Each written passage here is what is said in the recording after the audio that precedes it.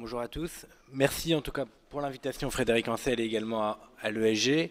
Je vais démarrer par cette question qui me préoccupe plus particulièrement pendant ce week-end, mais qui peut rejoindre la question du négationnisme d'État.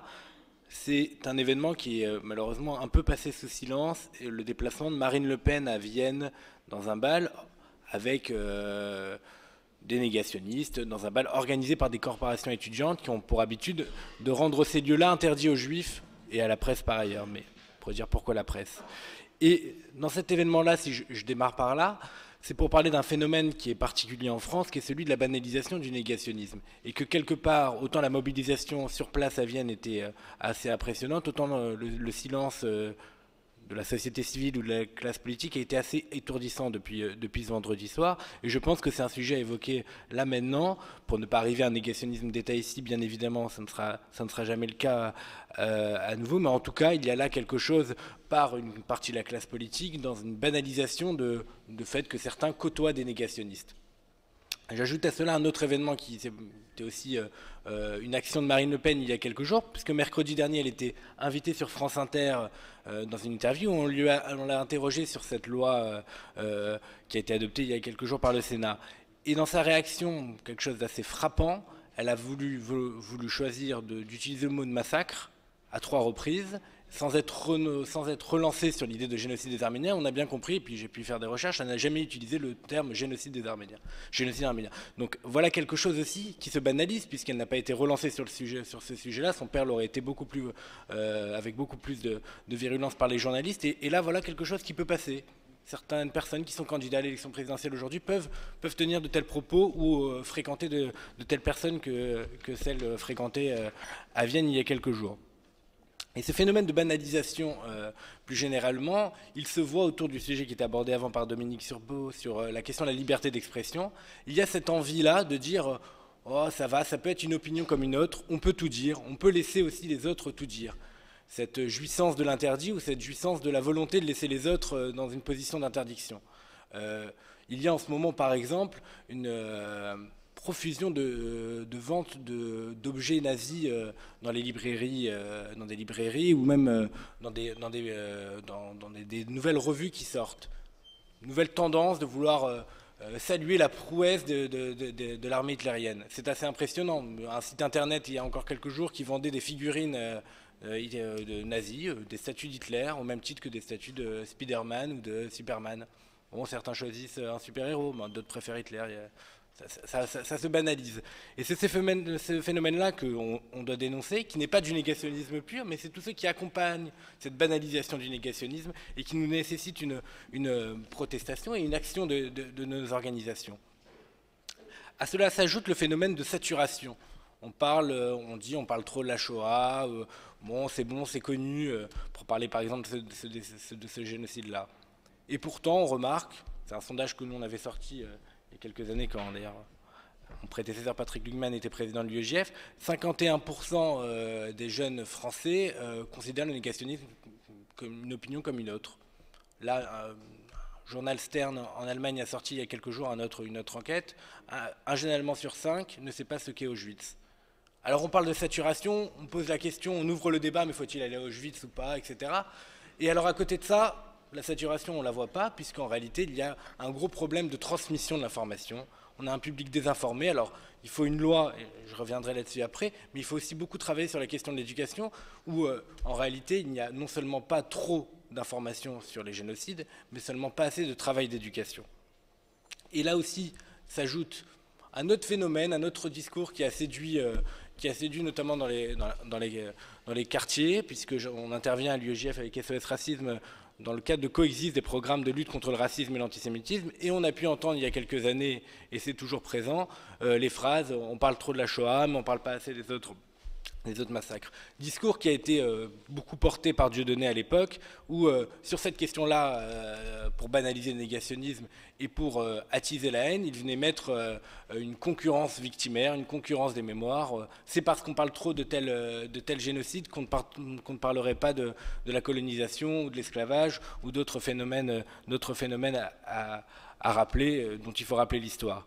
Et à cela, on avait opposé à l'époque quelque chose qu'il est important, que je tiens à rappeler, c'était Benjamin Aptan qui était président de l'UEJF à l'époque, et Frédéric Ancel d'ailleurs avait participé avec nous à un voyage, c'était au Rwanda, c'était le phénomène de dialogue des mémoires. À ceux qui disent qu'il faut opposer les communautés, il faut opposer les mémoires, on vient dire non, les mémoires peuvent être des objets de rencontre et elles ne s'opposent pas, elles peuvent s'ouvrir et permettre le dialogue. Et c'était donc un voyage au Rwanda sur les traces du génocide Tutsi et on a opéré ce travail-là de dialogue des mémoires.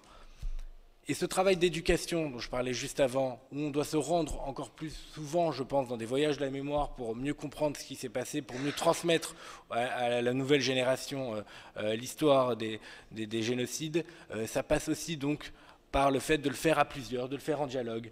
Et on emmène chaque année en Pologne d'autres délégations, pas simplement des étudiants juifs. L'année dernière, on est parti avec les associations de tziganes de France, la FNASAT, qui n'avait jamais fait ce travail de mémoire-là, et c'est en partant ensemble, par ailleurs qu'on s'enrichit les uns les autres, mais que par ailleurs on peut transmettre cette question-là de la transmission et de l'éducation qui est plus que nécessaire encore aujourd'hui et dont on veut nous faire croire que tout est transmis très tranquillement par l'éducation nationale et qu'il n'y a pas besoin d'ajouter le travail des associations.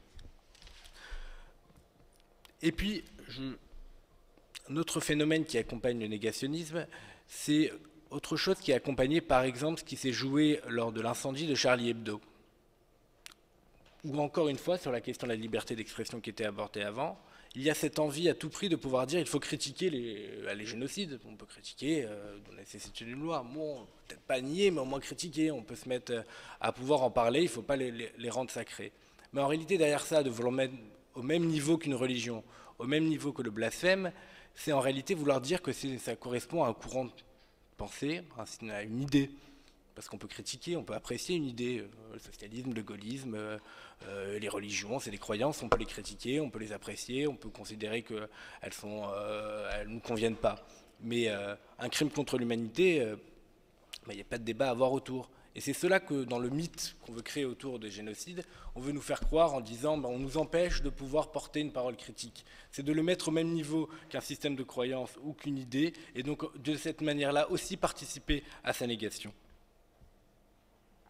Et puis la loi, alors on a soutenu la loi qui a été adoptée par le Sénat la semaine dernière, parce que le négationnisme, comme il était rappelé plusieurs fois ici, mais c'est vrai que c'est important de rappeler les fondamentaux, est un racisme et un antisémitisme. Parce qu'en réalité, ce qu'il y a derrière un propos négationniste, c'est pas simplement le fait de nier le génocide, parce que, peut-être que ça pourra paraître choquant, mais moi, quelqu'un qui veut juste considérer qu'il n'y a pas 6 millions, mais 5,5 millions de morts pendant la Shoah, c'est pas cette partie-là qui est dérangeante. Ce qui est dérangeant, c'est qu'en réalité, derrière ça, il y a autre chose, il y a toujours autre chose. Et ce qu'il y a derrière, c'est l'idée qu'il y a une imposture, une supercherie. Une imposture, une supercherie pensée par les Juifs, pensée par les Arméniens, pour asseoir leur domination, pour pouvoir mettre le monde à leurs pieds.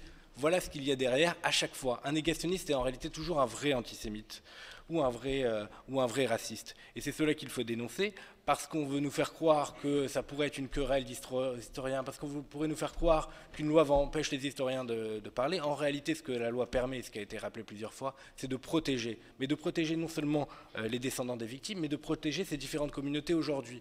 Parce qu'en réalité, ce qui est derrière un acte négationniste, c'est en réalité une manière de s'attaquer au statut des Juifs d'aujourd'hui, des Arméniens d'aujourd'hui, des Tutsis aujourd'hui, en disant regardez, ils sont les héritiers d'une supercherie du passé parce qu'ils veulent asseoir leur domination, parce qu'ils veulent renforcer leur position de pouvoir, etc., qu'on nous prétend.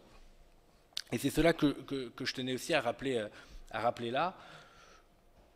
Un dernier point essentiel, parce que je parle au nom des étudiants juifs, et que notre combat aujourd'hui, il est de travailler sur la mémoire et de considérer que c'est aussi dans une logique de prévenir ce qui se joue aujourd'hui. Alors, la présence dirigeant du collectif Urgence Darfour, dont on fait partie, avec la jeunesse arménienne notamment, et d'autres mouvements, parce qu'en réalité, travailler sur la mémoire et travailler contre le négationnisme, c'est en même temps penser à l'avenir et réveiller les consciences. Sans mémoire, il n'y a pas de conscience, et le travail de ce moment-là, face à ceux qui veulent effacer l'histoire, en réalité, ce qu'ils veulent effacer, c'est en réalité, c'est pas... C'est le comportement des bourreaux qu'on cherche à effacer. C'est pas simplement en réalité la mort des victimes. C'est le comportement des bourreaux. C'est ce qui est le moins dit. Ce qu'on cherche à effacer, c'est que derrière la Shoah, il y a une possibilité de l'homme, derrière le génocide arménien, une possibilité de l'homme de pouvoir conduire à de tels actes. Et c'est cette partie-là aussi qu'on cherche à effacer. Et en l'effaçant, on peut encore plus facilement permettre ce qui peut se jouer encore aujourd'hui, et notamment au Darfour. Donc c'est aussi prévenir des actions qui se passent aujourd'hui construire l'avenir de demain que de travailler sur cet aspect-là, et c'est pour cela qu'on combat le négationnisme. Merci.